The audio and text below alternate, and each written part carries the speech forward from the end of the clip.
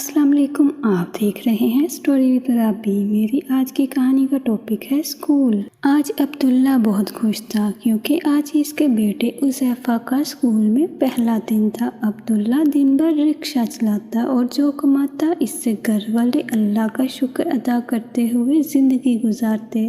عبداللہ ان پڑھ تھا، اسے پڑھنا لکھنا بالکل بھی نہیں آتا تھا۔ اس وجہ سے وہ چاہتا تھا کہ اس کا بیٹا تعلیم حاصل کرے اور علم کے ذریعے پوری دنیا میں دین زندہ کرے۔ عبداللہ نے سب سے پہلے مسجد کے امام صاحب سے، جو عالم دین تھے، مشورہ کیا کہ حذیفہ کی تعلیم و تربیت کس طرح کی جائے۔ امام صاحب نے عبداللہ کو مشورہ دیا کہ سب سے پہلے حذیفہ بیٹے کو کسی اچھے دینی ماحول والے اسکول میں داخلہ دلوا دو۔ پھر کچھ عرصہ بعد جب حذیفہ بیٹا اچھی طرح پڑھنا لکھنا سیکھ لے تو اسے کسی اچھے مدرسہ میں حفظ قرآن یاد کروا دیا جائے۔ عبداللہ کو امام صاحب کی باتیں بہت اچھی لگی۔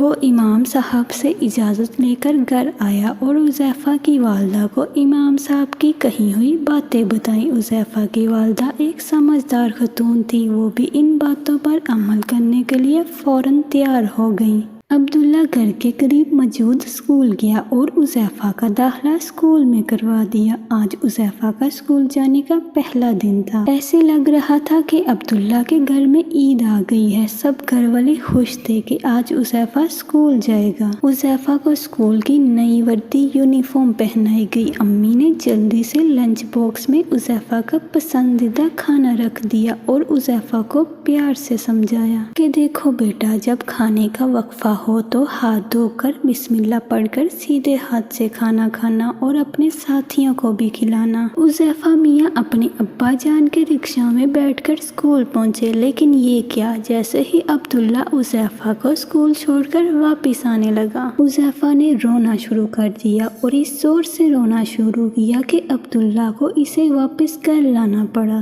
گھر آ کر عبداللہ نے حذیفہ کو بہت سمجھایا اور علم حاصل کرنے کے فائدے سنائے، لیکن حذیفہ میاں نہ مانے اور اسکول جانے کے لیے بالکل تیار نہ تھے۔ اب تو عبداللہ بہت پریشان ہوا اور حذیفہ کی والدہ سے مشورہ کیا۔ انہوں نے عبداللہ کو سمجھایا کہ بچہ ہے، کچھ دنوں میں سب ٹھیک ہو جائے گا، آپ اسے اس کے حال پر چھوڑ دیں اور اللہ سے دعا کریں۔ عبداللہ نے ایسا ہی کیا۔ وہ روزانہ ہر فرض نماز کے بعد حذیفہ کے لیے دعا کرتا۔ حذیفہ میاں اپنی مستی میں مگن تھے۔ وہ دن کو باہر نکلتے، دوستوں میں کھیلتے اور شام کو گھر آ کر کھانا کھا کر سو جاتے۔ ایک دن حذیفہ اپنی عادت کے مطابق شام کے وقت کھیل کے میدان پہنچے تو وہ یہ دیکھ کر حیران رہ گئی کہ ان کا کوئی دوست بھی کھیلنے نہیں آیا۔ وہ بہت پریشان ہوا اور کچھ دیر دوستوں کا انتظار کرنے کے بعد گھر واپس آ گیا۔ دوسرے دن بھی یہی ہوا، یہاں تک کہ پورا ہفتہ گزر گیا۔ اب حذیفہ نے بھی گھر سے نکلنا چھوڑ دیا۔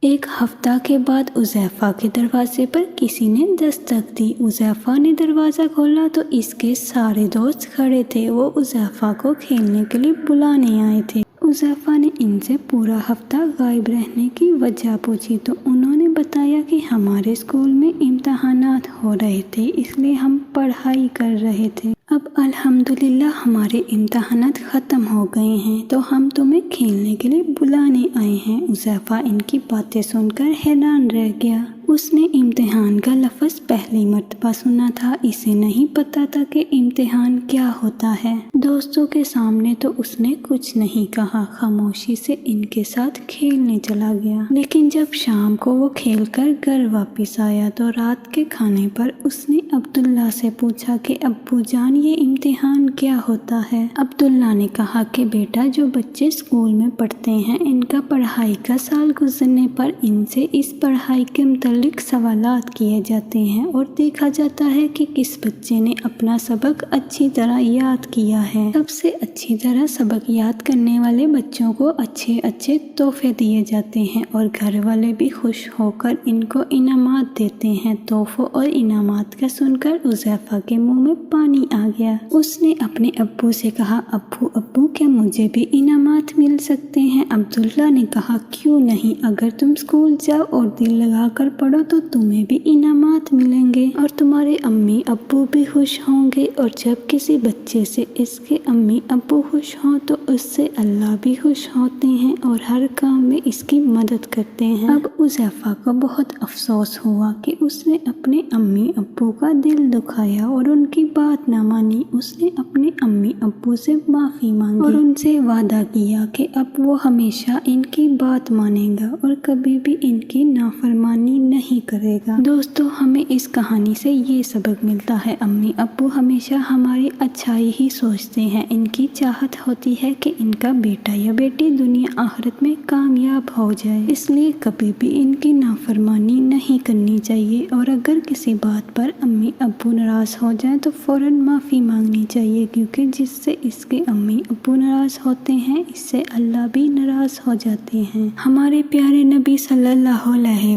वसल्लम ने फरमाया है, यानी वालिदैन की नाराज़गी में अल्लाह ताला की नाराज़गी है। प्लीज़ मेरा चैनल सब्सक्राइब करें, लाइक करें, शेयर करें। स्टोरी अच्छी लगे तो बेल आइकन पर बटन दबाएं।